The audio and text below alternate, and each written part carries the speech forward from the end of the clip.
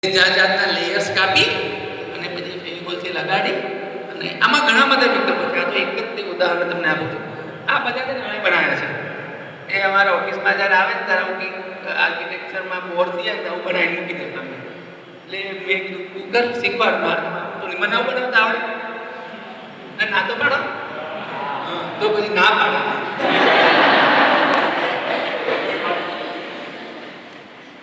મને ચાલે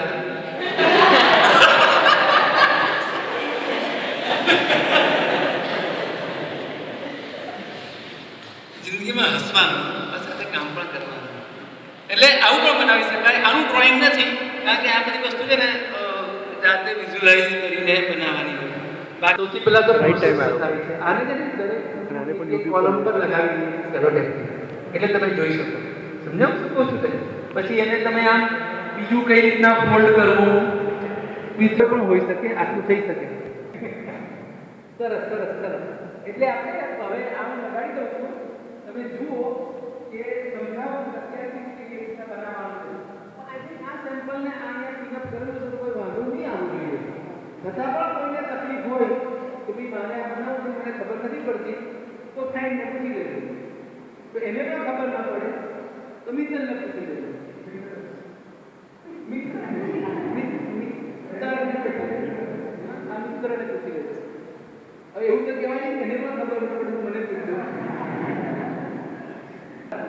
એટલે તમે કયા નંબરનું ફૂલ બનાવો છો ને એની તમને ખબર પડે, અને એ નંબરના ફૂલ કોણ કોણ બનાવે છે એની અમને ખબર પડે. ખબર પડી ગઈ? એટલે આમાં પેન્સિલથી લખેલું કે ચાલશે. તો this is number 3.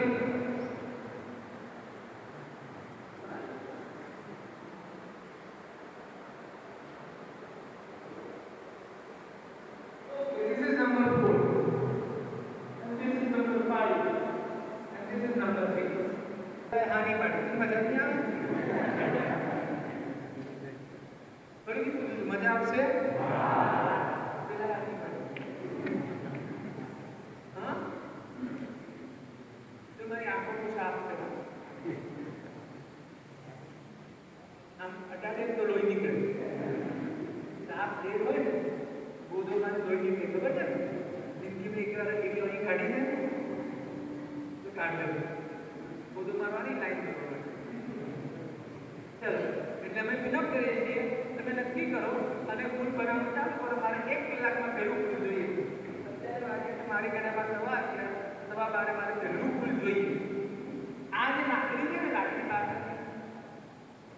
અને આ પી એ પી તો લાકડી તમારી પાસે નહીં હોય. ભીતર ફ્રી ના હોય કે બાલ્કનીને પૂછો. સોરી, બાલ્કની મેમને પૂછો. મેમ કેવું પડે. ફાઇન. એટલે this also very good at this kind of things.